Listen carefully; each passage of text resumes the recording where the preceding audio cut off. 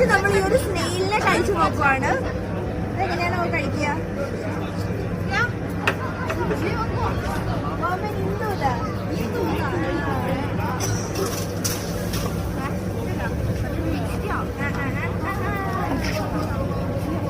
ഇത് ടൂത്ത് പിക്ക് കൊണ്ട് കുത്തി കഴിക്കാനാണ് പറയുന്നത്.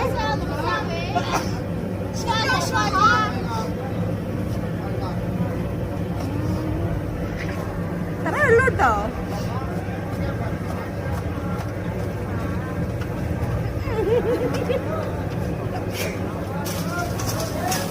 പ്രത്യേകിച്ച് ഫ്ലേവർ ഒന്നുമില്ല.